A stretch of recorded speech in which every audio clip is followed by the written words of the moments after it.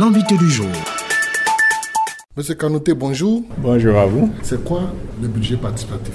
Le budget participatif, c'est une approche de gouvernance qui met les citoyens au cœur du processus d'élaboration de son agenda de développement. C'est un peu ça. Comment faire pour que l'ensemble des besoins prioritaires, puisque tout ne peut pas être fait, mais au moins que les besoins prioritaires puissent être identifiés par les communautés elles-mêmes et qu'elles puissent être inscrites dans le budget de la collectivité locale pour pouvoir les prendre en charge. En quoi est-ce que ce type d'approche peut contribuer au développement local? Ça va aller très loin puisque ça permet déjà de pacifier l'espace public.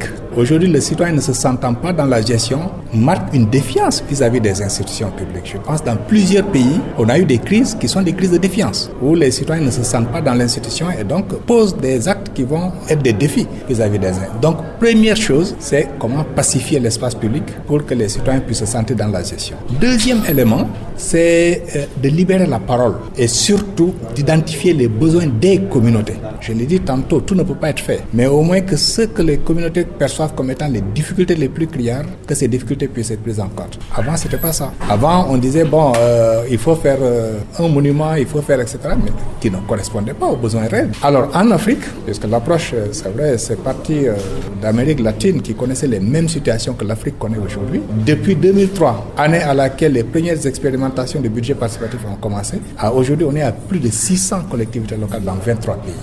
Et ces expériences donnent des résultats assez encourageants en termes de répartition des ressources publiques envers des communautés, surtout celles les plus marginalisées, en termes de pacification de l'espace social, en termes de cohabitation pacifique entre les acteurs de la décentralisation ou les acteurs politiques, et en termes aussi d'intégration des communautés dans la gestion publique locale. Après ce qu'on a entendu, est-ce que ça veut dire que les populations ont un rôle majeur à jouer dans le budget participatif? Ils ont un rôle central à jouer, puisque tout part d'eux, tout revient à eux.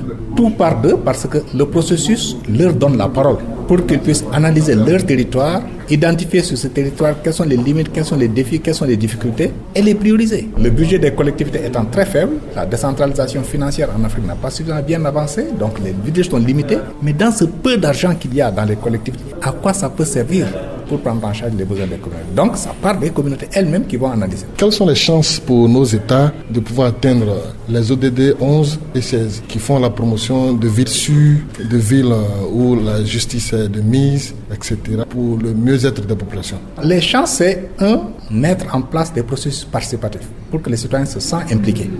2, mettre en place des processus inclusifs et équitables, parce que ce n'est pas un processus uniquement porté par les quartiers qui sont riches, mais des processus qui sont portés aussi par les quartiers qui sont souvent vulnérables, souvent marginalisés. 3, c'est d'aller vers une efficacité et une efficience budgétaire. L'enjeu, c'est comment aligner les besoins prioritaires sur les budgets d'investissement, qui sont faibles.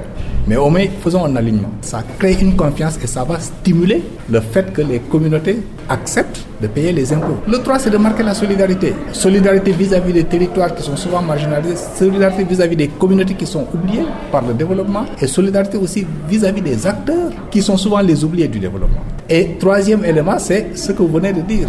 Ces agendas internationaux, comment les territorialiser dans les collectivités locales.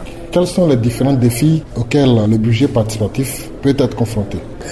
Un des défis qui nous interpelle en Afrique, c'est ce qu'on peut appeler la gestion solidaire. Et ce défi nous suit parce qu'on lutte contre la pauvreté, mais jusqu'à présent, on est encore dans la pauvreté.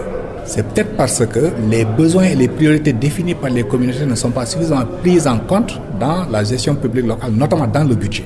Quels sont les différents défis auxquels le budget participatif peut être confronté?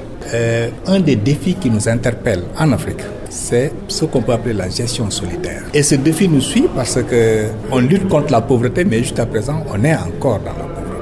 C'est peut-être parce que les besoins et les priorités définis par les communautés ne sont pas suffisamment prises en compte dans la gestion publique locale, notamment dans le budget. Peut-être un élément sur lequel il faudrait que j'insiste, c'est l'aspect mobilisation des ressources pour financer ces plans d'action. Et ça, c'est un appel que nous faisons aux États.